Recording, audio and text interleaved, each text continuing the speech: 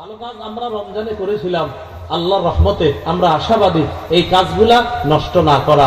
নষ্ট কিভাবে হয়? 11টা কারণ জানলাম। 1, আল্লাহর কোন আয়াত অস্বীকার করলে আমলনামা বরবাদ।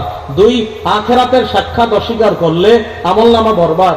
3, আল্লাহর সাথে শিরিক করলে আমলনামা বরবাদ। 4, প্রদর্শনের উদ্দেশ্যে আমল করলে আমলনামা বরবাদ।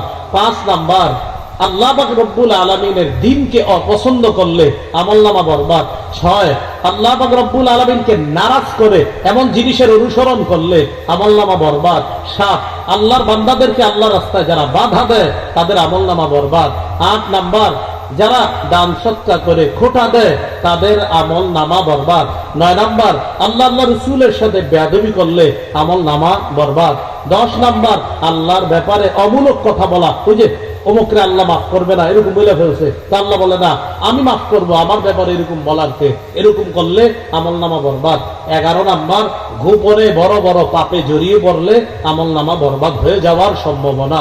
আল্লাহ আমাদের সকলকে আমাদের আমলগুলা যেন আমরা পরিশুদ্ধ করে আমরা আখিরাতমুখী হতে পারি, আল্লাহ তৌফিক দান করেন।